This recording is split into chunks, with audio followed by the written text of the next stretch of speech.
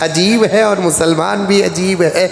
जिसके धर्म में गीबत हराम है, जिसके धर्म में चगलखोरी हराम है, जिसके धर्म में पीठ पीछे बयान करना, पीठ पीछे बात करना इतना बड़ा गुनाह, इतना बड़ा गुनाह कि किसी धर्म के अंदर गुनाह की वो सज़ा शायद के कोई बयान किया हो, लेकिन इस्लाम बयान करता है। करीब में मैंने कहा पूरी शरीयत में हर गुनाह की सज़ा है, लेकिन दो गुनाह ऐसे हैं जिसको खुद शरीयत दूसरे गुनाह से तजवीज़ देती है। अरे क्या भाई बात है? अरे आ रही नहीं आ रही? देख रही।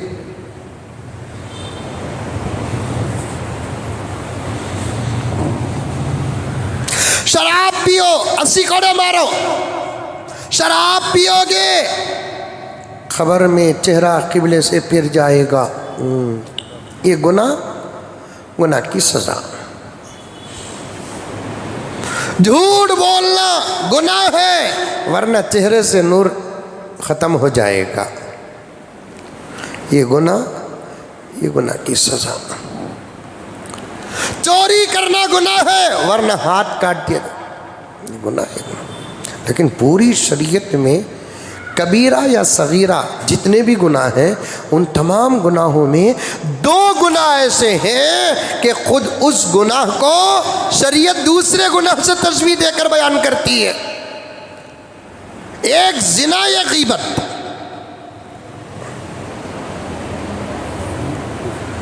माफ करना, एक सूद या गीबत। समझ में आ रही है बच्चे? अरे नहीं आई कहते मुंडी तू भी हलाओ, नहीं बोल को फिर समझा तू।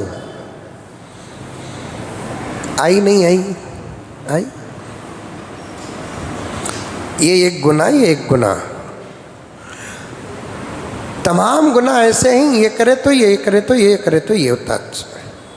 लेकिन दो गुनाह ऐसे हैं जिसके बारे में खुद शरीयत कुरान हदीस बयान करती है, ये गुनाह करना ये गुनाह से भी ज़्यादा बदतर है।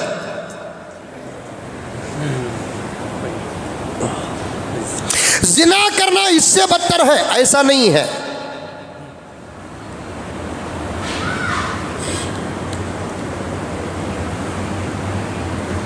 बल्कि जहन में अभी एक बात आई, 3 गुनाह ऐसे हैं जिनको दूसरे गुनाह से तशबीह दी गई है। एक क़त्ल, एक फितना। अल फितना तो अशद्दु मिन अल क़त्ल, फितना पैदा करना क़त्ल करने से भी ज़्यादा गुनाह है। फितना भी एक गुनाह, क़त्ल भी एक गुनाह, लेकिन फितने को क़त्ल से भी बदतर करार दिया है।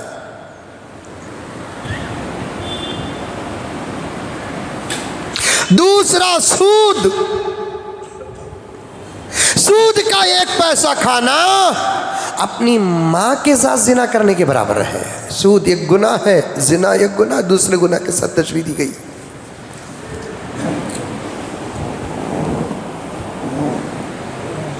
तीसरा गीबत। गीबत अगर कोई आदमी करता है तो अपने सगे भाई के मुर्दार गोश्त को खाने से भी बदतर है।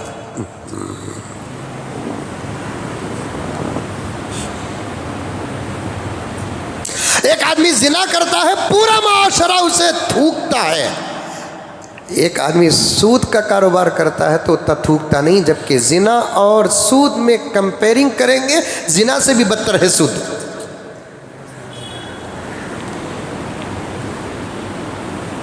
रिश्ते का जब लड़का लड़की के रिश्ते का जब वक्त आता है, लड़का अगर इससे पहले कोई गलत काम जिना का किया है, कोई जाकर बोल दिया कि भाई तुम्हें जाकर उसे दे रही सो, उसके तो कई लड़कियों के साथ सेटिंग चल रहे हैं, ला हौल वला कुव्वत इल्ला बिल्लाह, रिश्ता तोड़ देते हैं। अगर कोई लड़के का रिश्ता आया, क्या कर रहा है, उसका बाबा सूदी कारोबार करता है, यकीनन बेटा भी सूदी कारोबार करेगा, तो फिर उठाकर दे देते हैं। जिना को तो बुरा समझते हैं, लेकिन सूद को बुरा नहीं समझते, जबकि आका ने जिना से ज्यादा सूद को बुरा करार दिया है।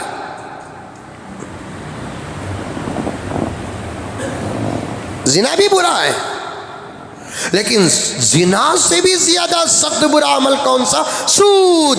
आका ने फरमाया 1 पैसा सूद का खाना 36 मरतबा जिना करने से जो सजा होगी वो सूद के 1 पैसा खाने पर है।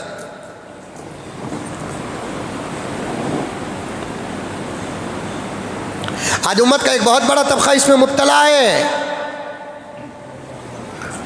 मर्द तो मर्द, औरतें मुब्तला हैं। आम लोग तो आम लोग, खास लोग मुब्तला हैं। बेनमाजी तो बेनमाजी, नमाजी मुब्तला है। गैर हाजी तो अपनी जगह पर हज करके सूदी कारोबार में मुब्तला है। मसाजिद के बाद जिम्मेदार सूदी कारोबार में मुब्तला हैं। डायरेक्ट नाम नहीं देते, सूद की ऑफिस, सूद का कारोबार। क्या करते साहब? सूद का कारोबार करते। ऐसा नहीं बोलते, बोलते क्या है? चीटी चलाते हैं।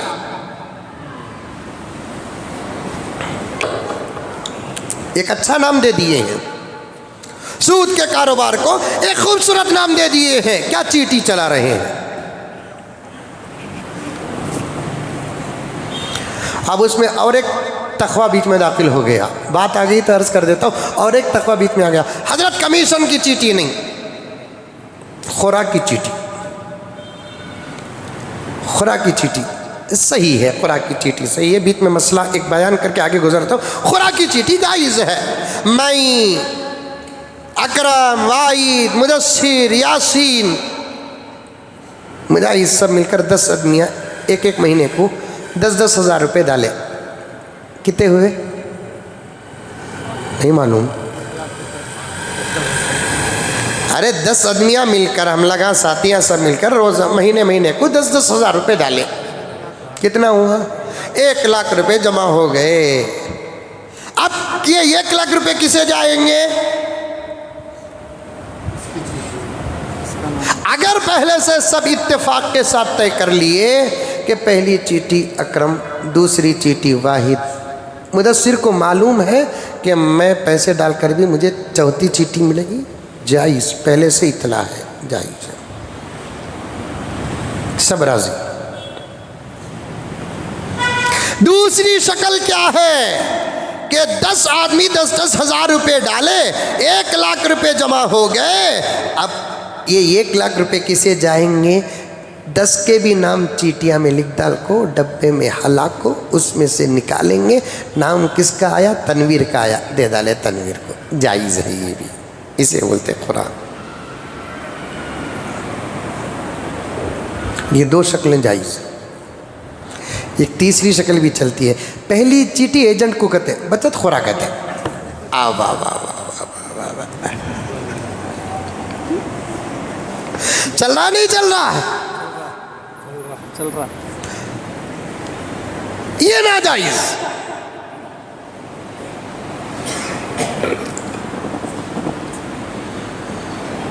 चीटी के कारोबार बहुत कम जायज है, बहुत ज्यादा नाजायज है। ये भी सूद में दाखिल होता है।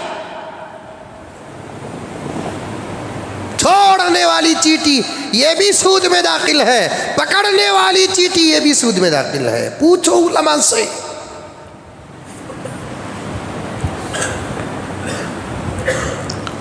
अच्छे इसमें मुब्तला है, अच्छे इसमें मुब्तला है।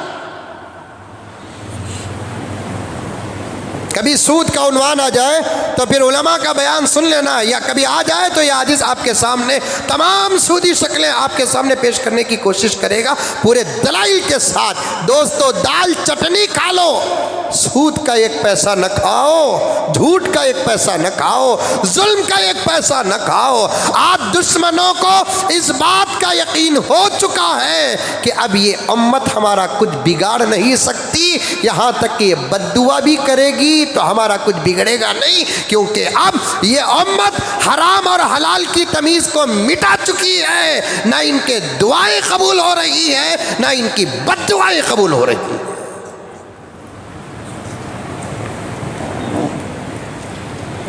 वरना मेरे दोस्तों, तारीख उठाकर पढ़ो, नौजवानों तारीख उठाकर पढ़ो, पर्दा नशी ख़वातीन तारीख उठाकर पढ़ो। हमारी ताकत, हमारे असलिहा, हमारे पास रहने वाले दिफाई साजो सामान से दुश्मन उतना नहीं डरते थे, रब्बे काबा की कसम हमारी बद्दुआ से डरते थे।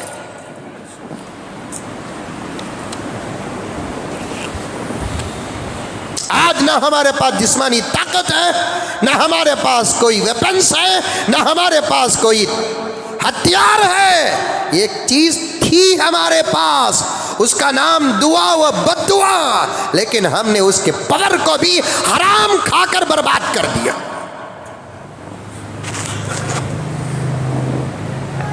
हराम खाकर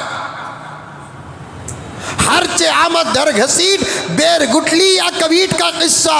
दस्तरखान में बैठ गए तो बैठ गए, जैसा कि कहा जाता है हजरत दाग बैठ गए तो बैठ गए। जिसका दस्तरखान जितना शाहाना होता है, हम उन दस्तरखानों की तारीफ तो जरूर करते हैं लेकिन तहकीक नहीं करते। दावत देकर सादी दाल और रोटियां इज्जत और आबरू के लिए अगर 2-4 अंडे बना कर रखता है, उसकी दावत के बाद के चर्चे सुनो और बेहतरीन 15-15, 20-20 और 25-25 किस्म के लवाजिमात जोड़ने वाले और ऐसी दावत के बाद के चर्चे सुनो तो मेरे दोस्तों, सुनने वाले को, कहने वाले को शर्म आए कि ना आए, लेकिन शरीयत को शर्म आएगी, माहौल को शर्म आएगी। जिस जगह पर खड़ कर हम बात करते हैं वो जगह को शर्म आएगी, वो आसमान को शर्म आएगी, दिन है तो उजाले को शर्म आएगी, रात है तो अंधेरे को शर्म आएगी। ये नहीं कहते कि भाई दाल रोटी सही, रब्बे काबा की कसम हमको उसके दस्तरखान में बड़ा मज़ा मिला, खाने के बाद दिल रोशन हो गया, नूर पैदा हो गया। वो खाना खाने के बाद पता नहीं कि नमाज में हमको क्या मज़ा मिला, नमाज की अदायगी में क्या मज़ा मिला। भाई वो दिन तो बड़ा अजीब व गरीब गुजरा। उसके घर की सादी दाल और उसके घर की सादी रोटी, तला हुआ के उबला हुआ अंडा, सादा सीधा सही दस्तरखान, लेकिन खुलूस था उसके दस्तरखान में, मोहब्बत थी उसके दस्तरखान में, अदब था उसके दस्तरखान में, इज्जत थी उसके दस्तरखान में। बैठकर खाने के बाद भाई पता नहीं कि दिल के अंदर कुरान पढ़ने का शौक़ पैदा हुआ, दुरूद पढ़ने का शौक़ पैदा हुआ, जिक्र करने का शौक़ पैदा हुआ। प्यारे कि मैं वो दावत खाने के बाद गोरी पाड़ले से लेकर शिवाजी नगर तक 2 व्हीलर में जा रहा था, पता नहीं कि मेरे आंखों में कितना कंट्रोल कैसे आ गया। इस पर तबसरे नहीं होते, क्या दिया सो दावत फकीर कांका की, देने से नहीं देना बेहतर था। क्या ये रोटी के वास्ते मरे थे क्या, फिक्की दाल के वास्ते मरे थे क्या? ये पूरे बेंगलुरु के अंदर उबला हुआ अंडाच मिलिया क्या, तला हुआ अंडाच मिलिया क्या? ये तस्करे होते हैं, लेकिन हलाल और हराम की तहकीक के बगैर छोटे की बिरयानी किसी जगह पर रखी है, रुमाली रोटी किसी जगह पर रखी है, तंदूरी रोटी किसी जगह पर रखी है, लाल पीले ऊदे मुर्गियाँ रखी हुई हैं, 2-4 किस्म के मीठे रखे हुए हैं। नक्को हजरत आगे बोलता, लो इतने आइटम सुने तो भूख लग रही है। फिर उसके बाद क्या दावत थी बा, आहा याद करे तो पेट भर जा रहा है बा। ये तस्करे होते हैं। आका ने क्या फरमाया कि भाई एक लुक़मा सही